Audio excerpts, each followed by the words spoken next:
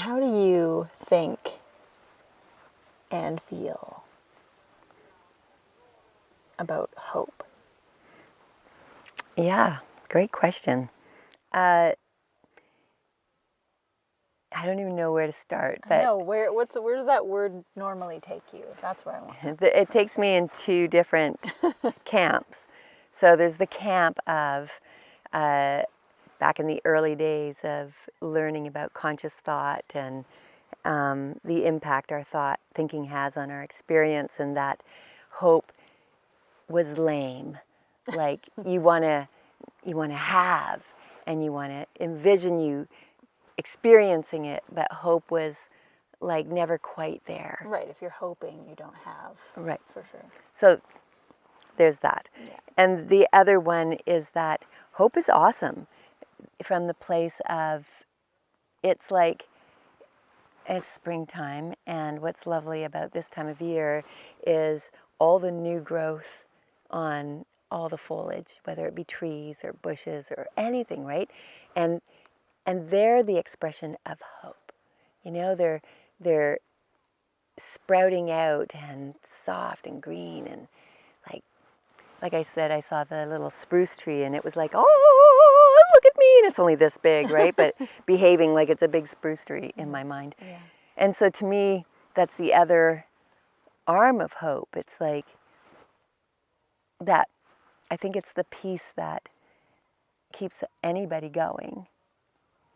So I think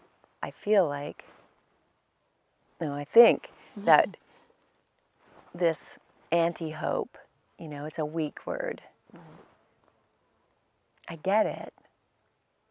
So I guess it depends the context in which the Well, how word. does it feel? How do you feel about what it is to be hopeful?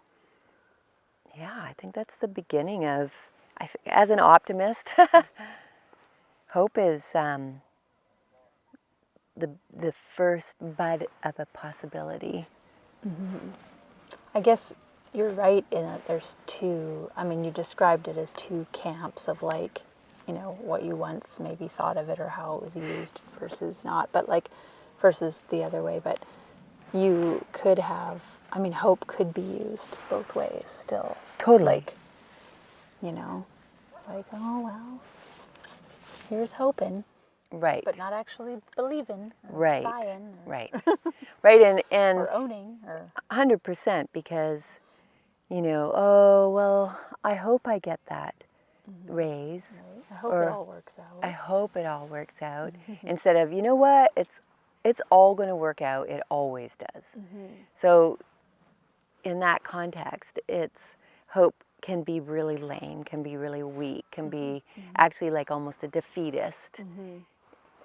And yet, I often say this to people about different TV shows or movies that somebody might recommend to me, and I'm like, if there isn't enough hope in there, I can't watch it. Right, you need there to be There has to, hopeful. there can be a lot of bad stuff going down, but as long as there's hope, Why? What does it do to you when it's not there? There's not enough of it. I just I feel hopeless. I feel, what's the word? Like, it's depressing. It's like, why bother? Like, defeated. There's no possibility. Hope is always like, there's possibility of something else, of something better, of something new, of some other way of.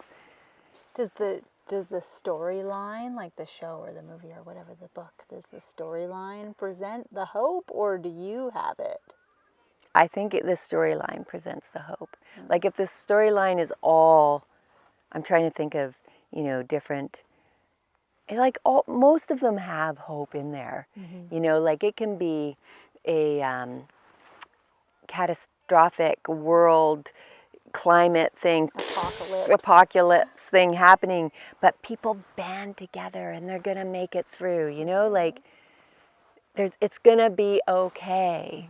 We're gonna do this. We'll find a way. Where often when I'm presented to a TV series, sometimes like the beginning is really great, and you're getting to know it, and then the next season is really dark, and it's just one dark show after another, and there's like, oh, like there's more people dying and more corruption and more manipulation and more like I'm just like getting worse. I just can't do that because I believe in hope. I believe in possibility. Okay, this is really interesting where your answer, this conversation is going, because it's not where I was gonna, it's not what I was thinking with the, it is and it isn't. Like, it wasn't like how I thought it would go, but it's touching on something that I think is very, like, a relevant point about hope. So, because you said the storyline presents the bit of hope, or not, right? The storyline presents the hope. And you need the story to you know, have that for you, in it for you. And I know we have a lot of people in the world right now that don't see the hope in the storyline. The storyline of life. It just keeps getting worse and keeps having more shit and keeps, you know, like, there's people like becoming hopeless because there's not that amount of hope they need in the story that they're seeing in the world. And there's something to be said for, like, I mean, I don't know, because I feel like you're saying, you know, there has to be enough in the story. Like, you've got to be able to connect to it or see it or relate to it. Like, it has to be there enough to bolster you up. But maybe because you're an optimist, For sure, you actually find it in the places where it's only a fragment, maybe, right? Where somebody else might not see it at all. And I'm going to be looking for it. you're going to be looking for it on purpose. Yes. And maybe that's, I'm wondering, so what your conversation is bringing up for me is, I'm wondering, like, what kind of stamina a person needs to remain hopeful when it doesn't appear that way. Well, my latest saying is, you know, we are the gatekeepers of our mind.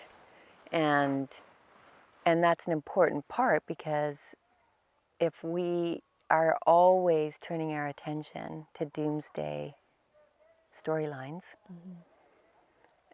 then it's very difficult, especially if we're not an optimist. How do we find our way out of that? Yeah. And so, as a gatekeeper of our own minds, I think it's very important that I set myself up for optimism if I'm not an optimist. And even as an optimist, I have to set myself up for that. But more importantly, I think why it's easier for me to get there is because I actually have a faith in something bigger. So, and when a show is going down the path of hopelessness, to me it's missing the mark of there's something bigger, which is a belief I have. It's like I tell people all the time, I don't care what you believe in, but have a faith in something bigger than yourself. To me, that's the hope. So aside from all the stuff, the storylines out there, I believe there's something bigger going on there. Aside from all the people, you know, all the scenarios which we could be drowning in the hopelessness of. It's easy. It's easy. You look at little spruce tips on a tree. And life is going, oh! Like, yeah, we stand a chance. Right? I mean, to me, it's like, I guess I find it, right? Or even flowers bursting open in the spring. Springtime is such a great time because a reminder of hope. It's such a reminder because we've just gone through. Okay, why do you think it's a reminder? Because we've just gone through. Like I was just about to say it. The winter, Yeah. when it's dark, the days are short. Yeah. It's cold. It's cold. Here everything's it's generally wet. it's wet, it's gray. I mean, it's gray right now, but it's gray, and any trees that had life, leaves, are gone. Flowers are There's death and gone. There's decay death. for a long time. You can see through to people's homes that normally the foliage covers, and you can see all the garbage that might be lying around often, right? Or even in town. And then spring comes, and we were commenting today, it's so green. Like, why does green excite us? I think because it means something. It's life. And flowers. And if life in and of Universe is itself, confetti. yeah. If life in and of itself, nature in and of itself is an expression of life forging forward, no matter what. It's like, we've been places before where, and taken pictures of, where it's been paved over and some little crack and a dandelion finds its way through. Like, if that isn't hope. I mean, you've had machines and stinky hot asphalt, right? And yet here it comes. Life can't help itself. So I really feel like shows that don't have that, they're missing the mark. To me, life is so much more than that. Our show, Yes, this show. this show of life, doesn't have a lot of that. Yeah, and think about it, because the show of life that social media or the news is entertaining, is doing it for entertainment purposes. Tonight, Keeping you Colette on the and edge of your Jill seat. sat on a log next to the ocean. Next week, And they heard sea lions barking in the background, and eagles and herons flying around. who's going to listen to that? Right? So that How exciting! thank Edge you of your for seat for excitement. watching this show. But so they're in the business of entertainment, and our human nature is to be drawn to drama, and so it's easy to get immersed in and spiral down into, oh, did you hear? How terrible. And then, yeah, I heard, it's really awful. Oh my gosh, what are we going to do? And it becomes this lived drama of a story that actually isn't as big as we're making it out to be. When there's so much other story going on that we're not paying attention to. Yeah, lots of story. Lots of story. What would our world be like? What would we be like? What would our culture be like right now if we all stopped listening to that? Because the only reason they put it on is because there's users. Yeah, for sure. So we are the gatekeepers of our mind. We are, we're voting with our attention. Okay. Let's give everybody a little bit of grace in the moment. Sorry. It's really hard to find new ways and Right. turn off the thing you think you should know about. So how can we go out looking for a little bit of hope? And what are small ways when the world looks like a shitstorm coming down on you that you're drowning in? I know. And you're not going to suddenly change your mind to For sure. I'm going to suddenly be ignorant to the things that are happening around me. For sure. Could affect my life. I know the number of people that have come to me and said the most important thing that they did that helped them was to start a gratitude practice. And taking time, not just to, happens every time. I'm grateful. Really? For many things. Right? Write it down. I don't need to. I'm always grateful. A week later, did you write it down? I don't need to. Write it down. And then finally they write it down. That's hard. Right? It's like, write it down, like every day. Yeah. Even if it's just one thing, but 5 things that we've experienced in a day to be grateful for is a practice, a muscle that we can start building that will shift our attention to hope, to the good, to life. I think that's the best. I think that's a good one, for sure. Good place to start. Gratitude, people. I know it's tough sometimes. It is, but when we get down to it, like It's a muscle. it's a muscle, and It'll it doesn't need to grow be as we use it. Totally, And and it then it'll doesn't need to be expand. grandiose.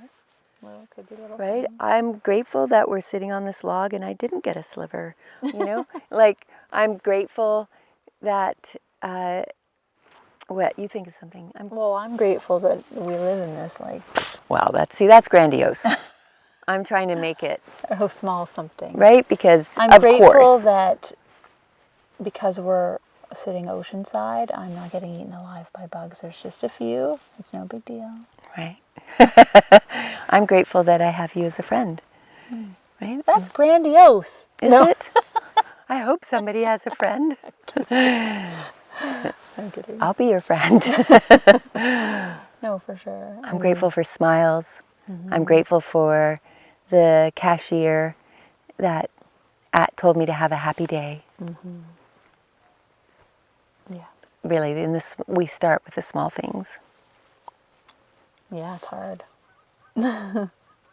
Good practice. Yeah. What are you grateful for? Small thing.